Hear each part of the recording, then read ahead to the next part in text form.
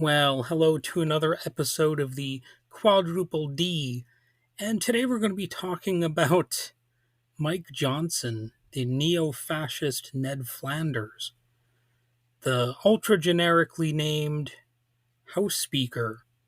So, recently the House passed what some people call one big beautiful bill, which is actually an ugly bill, but it was championed by Speaker Mike Johnson, one of the most generic looking and sounding people on the planet.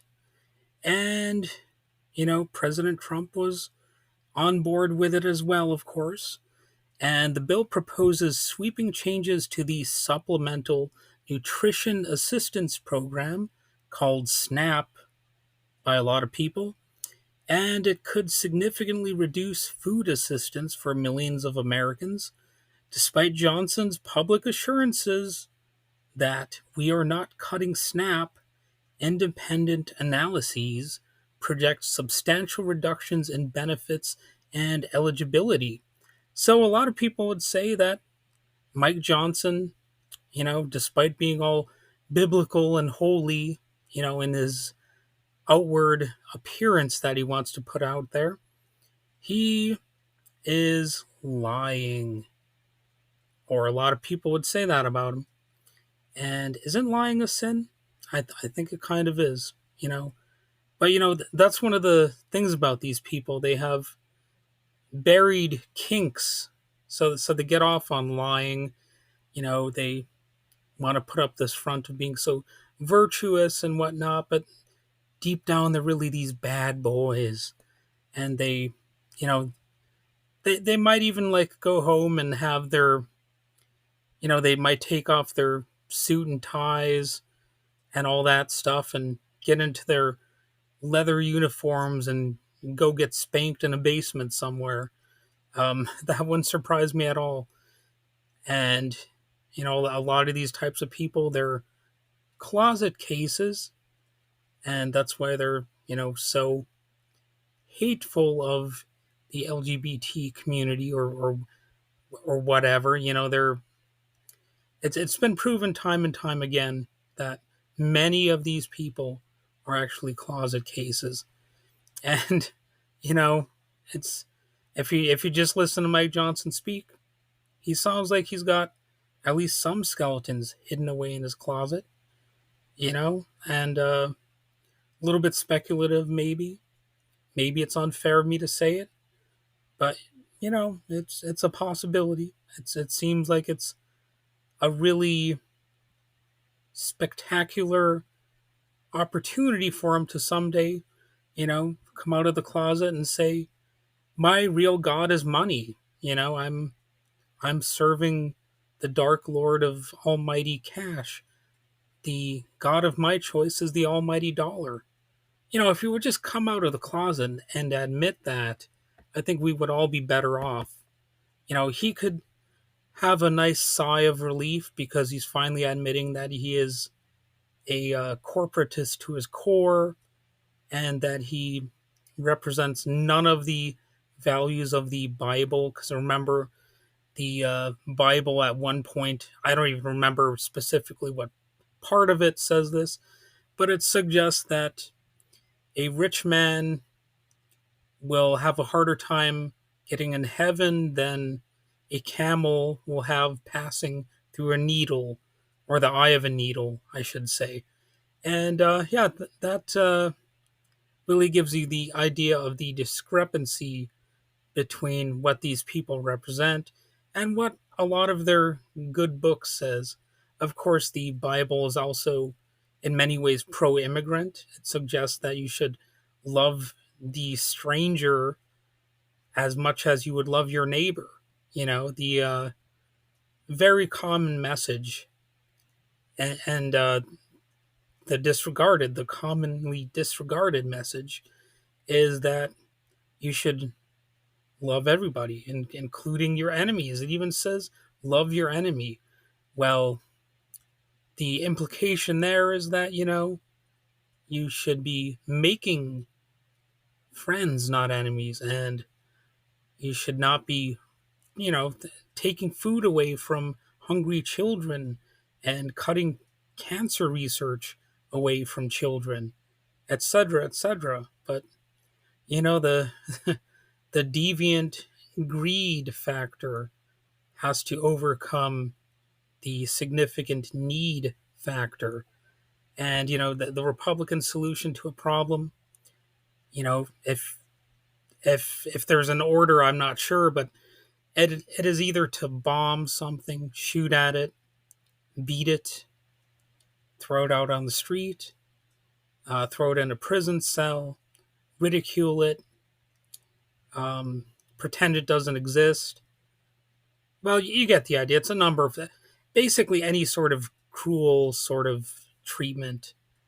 Take away resources, um, bullying, any number of things like that. Just inflict pain. Don't help people. Always do something to hurt the people that you don't like, and just like Jesus would have done.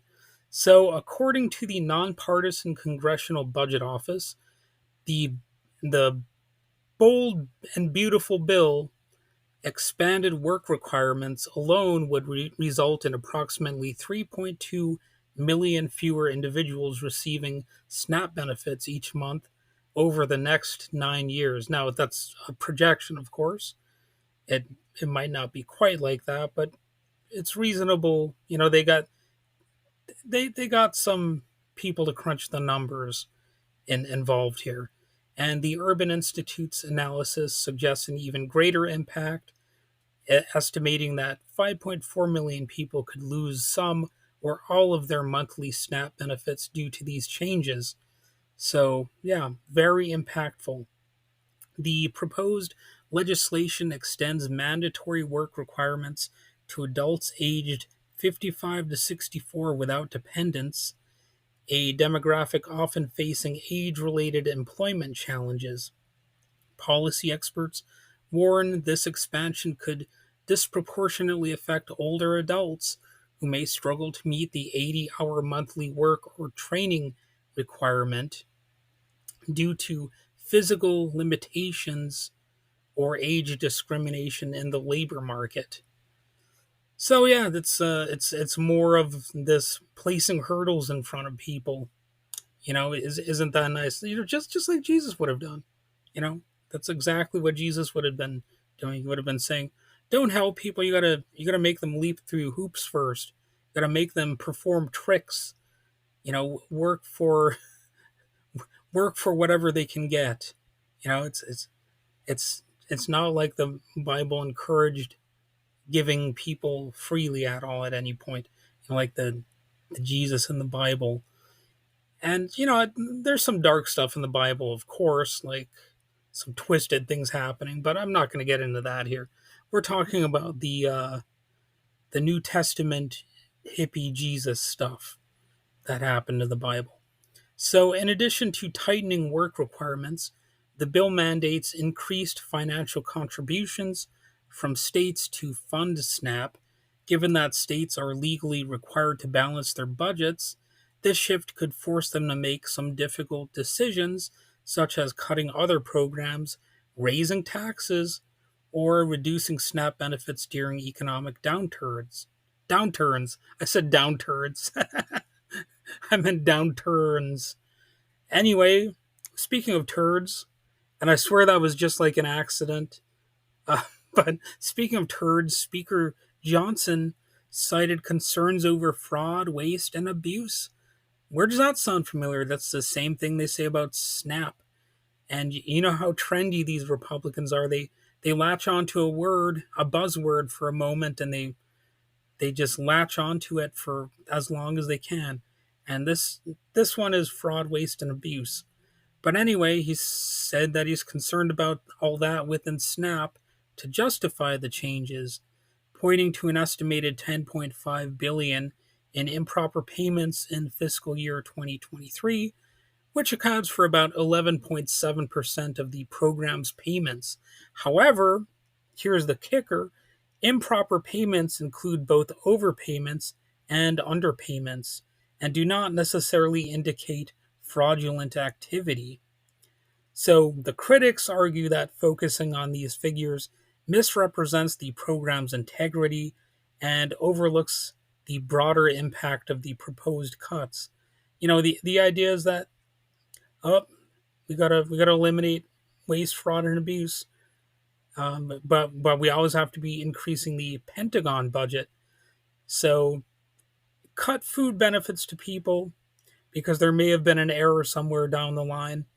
It might have even been some clerical error, who knows? But cut those benefits. Meanwhile, increase Pentagon spending. You can't feed people, but you can bomb them. You can't feed people, but you could uh, give money to a government that is intentionally starving a population, like what Netanyahu is doing. And, it's the same old game that I was talking about. You can help people, but you can always hurt them. That is the Republican way of life. So the bill also proposes freezing updates to the Thrifty Food Plan, the basis for calculating SNAP benefits, effectively reducing the purchasing power of the recipients over time as food prices rise. So, this measure could lead to an average monthly benefit reduction of $15 per participant by 2034, affecting over 42 million Americans currently enrolled in the program. So, it would render it less effective and therefore technically less relevant. I guess they want to push more people into the black market economy where they could, or where they would be, making money, I don't know, as drug dealers or something, which would, of course, help the Republicans, with their drug problem of always wanting to criminalize drugs.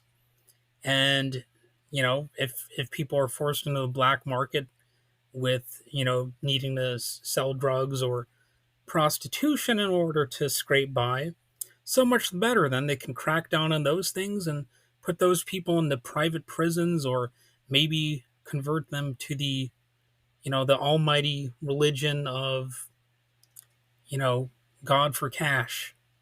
That's a truly great thing that they're trying to implement here. So, as I often say, even though they're the party of law and order, the Republicans and the corporate Democrats, quite often the party of law and order actually ends up validating the perspective of those wicked anarchists out there, those who criticize power in general. So these policy changes, they could be seen as an extension of state mechanisms that prioritize fiscal austerity over the well-being of vulnerable populations. By imposing stricter eligibility criteria and shifting financial responsibility to states, the federal government may be exacerbating socioeconomic inequalities and undermining community based support systems. You know, that's a very fine way to push people over the edge and into the abyss so far that they might come out the other end, as a profitable person. That's, I guess the aim here is that if you screw up someone's life often enough in myriad ways, they're going to end up reforming themselves, and maybe they'll, you know, maybe they'll strike it rich. They'll get so desperate that they'll finally, maybe if it's like the I don't know, the prostitute who finds the right man, and he's like a millionaire or a billionaire, and suddenly she can be, you know won over by his charms, and they fall in love, and suddenly she's got it made. Maybe that could happen. I suppose it's possible. Or I suppose I should say sex worker. That's what, some people say that prostitutes must be called nowadays. But anyway, The Senate is expected to review and potentially revise the bill, but the House's narrow passage, it shows a significant push towards restructuring federal assistance programs. And some Democrats are going to go right along with this because both parties to some degree have corporate paymasters. And as the debate continues, the potential consequences for millions of low income individuals and families remain a critical concern, but not for people like Mike Johnson, that lovable little scamp. He's got a nice smile. He's always grinning at you like George Herbert Walker Bush used to do. He rarely, you know, went very long without having a nice, bright smile. And Mike Johnson's pretty much the same. He'll screw you over, but he'll be smiling about it. So, okay, the second segment of this episode, we're going to be looking at Kevin McCarthy, who's the peripheral poophead of the week. And this is because Speaker Kevin McCarthy was ousted from the position and Mike Johnson had replaced him. So Kevin McCarthy, born in Bakersfield, California in 1965, and fun fact, at least I believe this is true, Bakersfield, California is also the town where the nu metal band Korn originated. So, too bad they didn't become Speaker of the House. But anyway, Kevin McCarthy served as the 55th Speaker from January to October 2023. His tenure was marked by internal party conflicts, contentious negotiations, and a historic ousting from the speakership. I said ousting instead of ousting. Whoops. Anyway, McCarthy's political career began in the California State Assembly before he was elected to the U.S. House in 2006. He held various boring leadership roles, including House Majority Whip and Majority Leader. And in 2019, he became the House Minority Leader. Very exciting stuff, I know. And he's a very boring person to look at or hear him speak.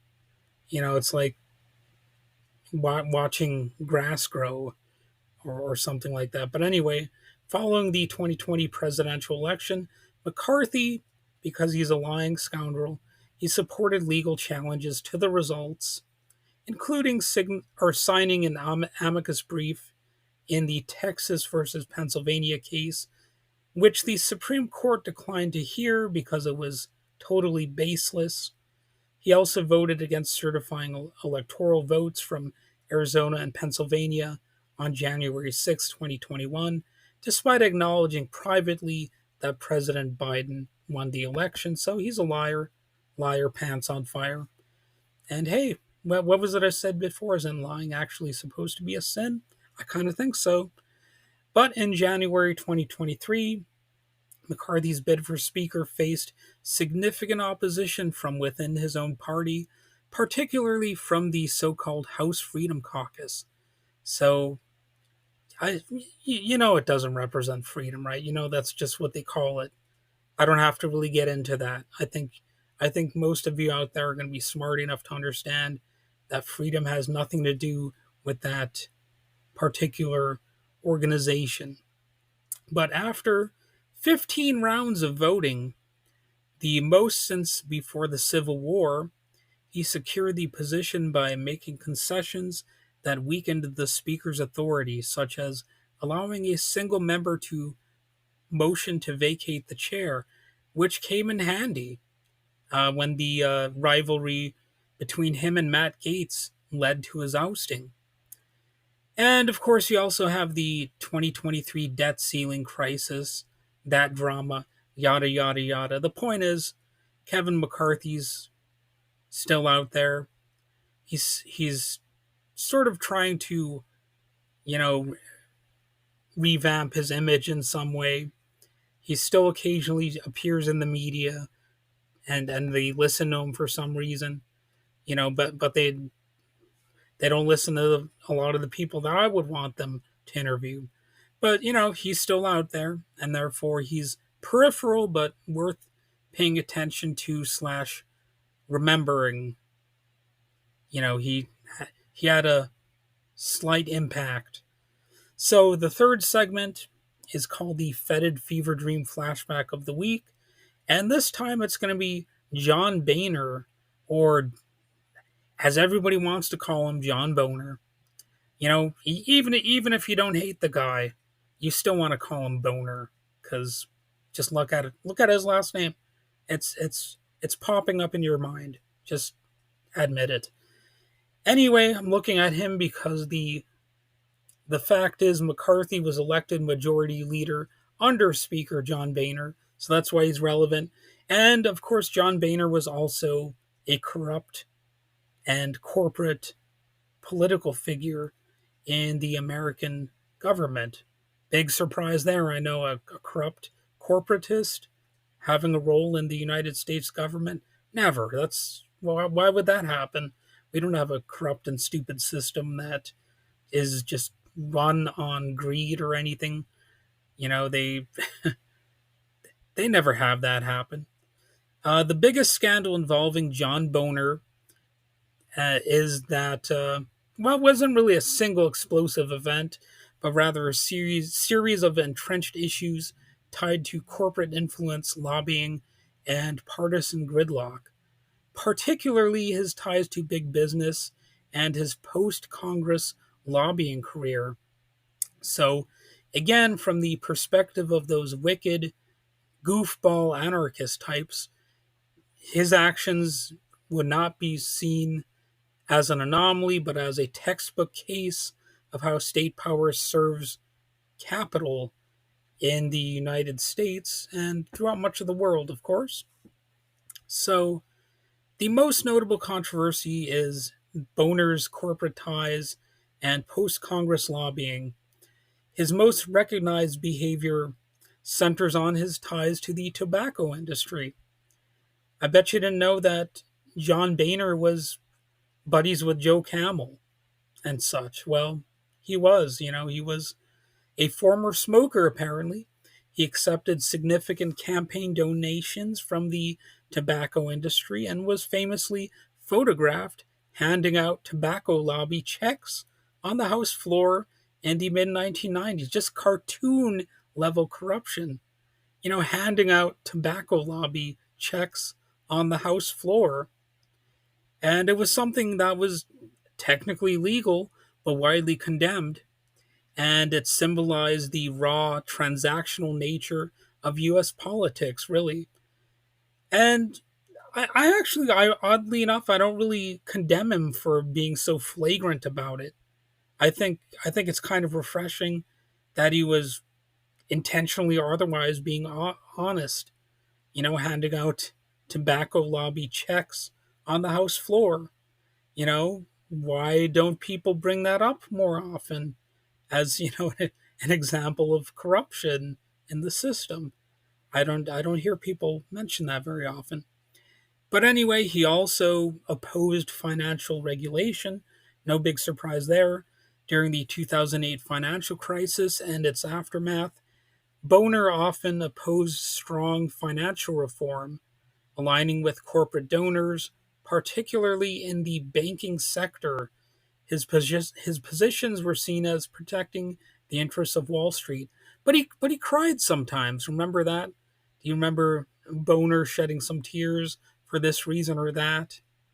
He was actually a very deeply emotional and compellingly unique figure. He brought emotional expression to the corrupt system that screws people over on a routine basis.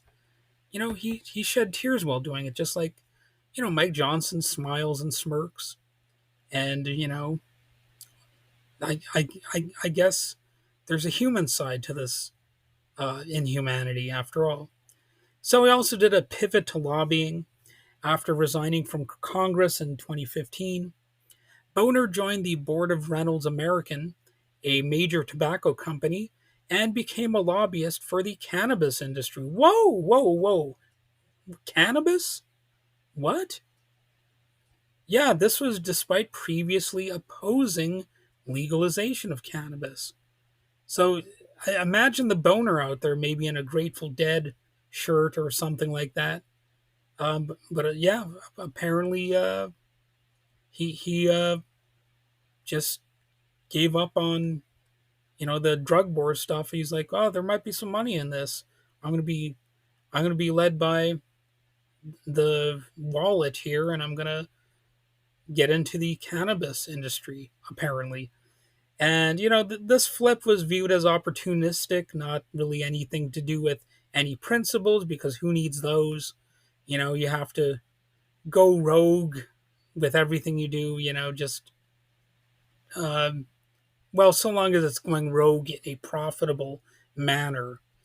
And he undermined his prior stances and reinforced the idea that public service was just a stepping stone to private enrichment, and that politicians never have principles in the first place. They just put on an act, yada yada yada. You know, uh, Maybe he did have some about face, like I said, maybe he was listening to some hippie music at some point. He's like, you know what? Yeah, yeah, I'm all about this cannabis now. I I'm on board. I I'm high off my mind, or what, high as a kite, I guess. I don't know what high off my mind means. I'm riffing right now, so anyway, looking back at the anarchist perspective, it's another example of corruption as the norm. So, one critical of hierarchical power in state capitalist structures might see Boner's career, I'm sorry. It doesn't represent a deviation from democratic ideals. It exposes how the system is designed to function, with the democratic ideals being that we serve corporations, and if there's any sort of deviance from that, then it's not democracy. See, those are the narrow confines of democracy in America. If you're not serving, millionaires and billionaires, then it's not a democracy. It's something. There's something wrong. It's a dysfunctional thing. Then, you always have to be enriching the already rich, and the state is capital's tool for the most part. Boner's alignment with corporate interests, from tobacco to finance to cannabis, so it could be like Cheech and Chong all of a sudden. It's not a betrayal of democracy, but as evidence that democracy in its current U.S. corporate form is deeply entangled with corporate power. It's a it's a mighty dollar that they are worshiping, and that's something that we're never supposed to stray away from. Somebody's always going to be making money off of, suffering, and somebody's always going to be suffering to make other people money. And there's, of course, the rotating door aspect of this. His, Boner's seamless transition from public office to lobbying is a textbook example of the revolving door between government and industry, a practice that those wicked anarchists argue institutionalizes corruption and co-ops public servants into agents of private power. Now, why would they say that? That's a goofy thing to speculate as being what's happening here. They aren't agents of private power, are they? They only serve private power like maybe 95% of the time. They're not actually puppets of private power. Why would you even suggest such a thing? How dare you? So, you could also say that as legal bribery and influence. Boner's actions weren't illegal. Keep that in mind. The openly giving out lobbyist checks on the House floor, and the goofball, silly Billy anarchist types would argue that legality is a smoke screen. Laws are, I should say smoke screen like that more often, like smoke screen. It makes it sound old timey or something. But anyway, laws are written by and for the elite. So the real scandal isn't rule breaking here, but the rules themselves, which allowed for such corruption to take place.